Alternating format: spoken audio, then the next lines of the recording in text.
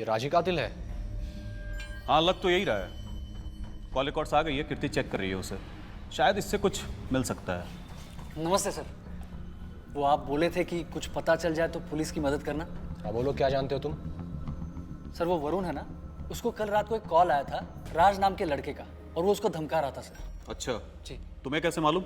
जी, वो भरत जी और वरुण उनके घर के बाहर बात कर रहे थे, तो मैंने खुद अपने कानों से सुना है सर। और क्या सुना तुमने?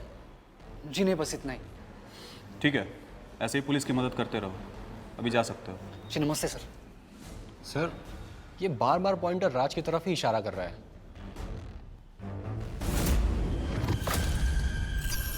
सर, ये कॉल रिकॉर्ड है। मैंने इसमें से एक नंबर पर मार्क किया है। इस नंबर से कॉल आए भी हैं और गए भी हैं, लेकिन कुछ दिनों से इस नंबर पर कॉल आना बंद हुए हैं। सिर्फ प्रिया ने ही कॉल किया है और लास्ट कॉल भी इसी नंबर पर किया गया है। ये नंबर है किसका? समीर का नंबर है। ठीक है, उसे थाने बुलाओ और बिहारी से कहो कि मिश्रा जी की फैमिली में जाके समीर के बारे में पूछताछ करें। Yes sir.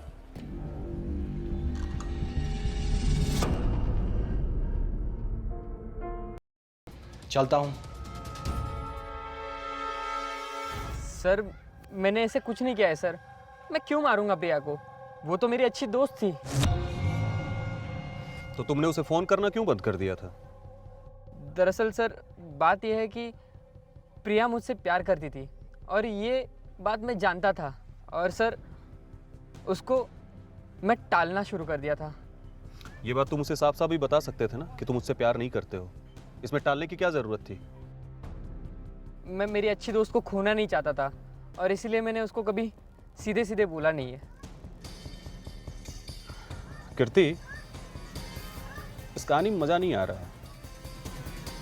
अब मैं तुम्हें एक कहानी सुनाता हूँ।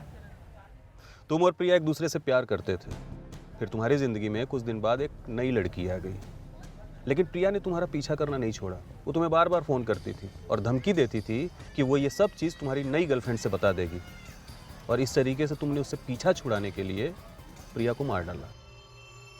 ये कहानी इंटरेस्टिंग भी है और सच भी। क्यों कीर्ति? बिल्कुल सर। नहीं सर, मेरा यकीन कीजिए सर, मैंने इससे कुछ नहीं किया है। ठीक है, अभी के लिए जाओ तुम, लेकिन अब थाने के चक्कर तुमको लगाने ही पड़ेंगे, और जब भी बुलाया जाएगा तो चुपचाप चले आना। चलो निकलो। जी सर।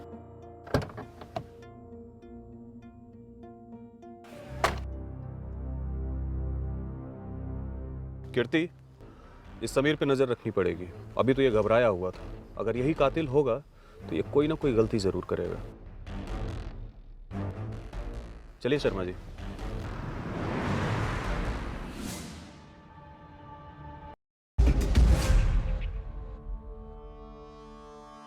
सर ये घड़ी समीर या राज में से किसी एक की हो सकती है, तो जाहिर सी बात है कातिल इन दोनों में से कोई एक होगा।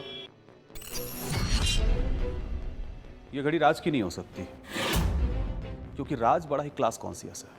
ऐसी घड़ी नहीं पहनेगा वो। तो फिर किसकी हो सकती है? समीर की। यानी कि इन सबके पीछे समीर का हाथ है। इस घड़ी की फोटो कीर्ति को भेजो। Okay sir.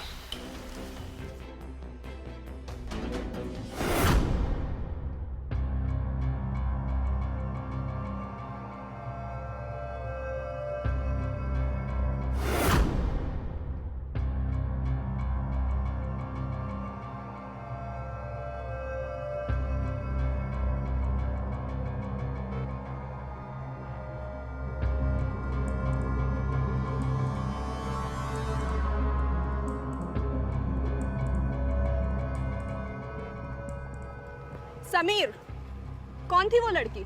मैम दोस्त थी। क्या भेज के रहा था तू उसे? मैम हमारे फोटोज आप देखिए ना। अब देखते हो तुझे। चल। अब कहानी ने एक नया मोड़ ले लिया था। पुलिस का शक राज से समीर पर शिफ्ट हो चुका था, पर समीर ने तो कहा था कि वो प्रिया का अच्छा दोस्त है। फिर समीर ने ऐसा क्यों किया? या फिर था उस दिन प्रिया के साथ कि उसे इतनी बेरहमी से मारा होगा।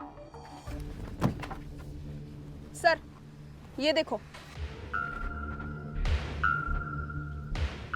तुम्हारी गर्लफ्रेंड भी है, पहले क्यों नहीं बताया? सर सर मैं डर गया था सर। मैंने अगर आपको बता दिया होता कि मेरी ऑलरेडी एक गर्लफ्रेंड है तो आपको आपकी कहानी सच लगती और मेरी कहानी झूठ। क्योंकि हमारी कहानी सच है। अब बताओ प्रिया को क्यों मारा? ऐसा नहीं है सर, मैंने प्रिया को नहीं मारा है सर। तो फिर ये किसका है? अब सब सच सच बताओगे या अभी भी झूठ बोलोगे? बताता हूँ सर। ऐसे यहाँ मिलने की क्या ज़रूरत थी प्रिया? क्योंकि आज मुझे मेरी सैलरी मिली है तो मैंने सोचा कि इस बहाने तुमसे भी मिल लूंगी। समीर, नहीं ले सकता। हमारे लिए मैं है ना, प्लीज मुझे सेंड कर देना। ये वॉच तुमने पहन, नाम था। इसे मैं हमेशा, ये तो बहुत पर, अच्छा चल, हमें छोड़ के चली गई।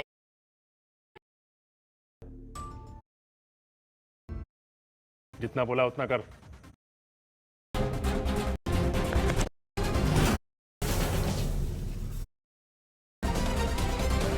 अगर उसका प्रिया या फिर कोई चौंका देने वाला पहलू सामने आने वाला है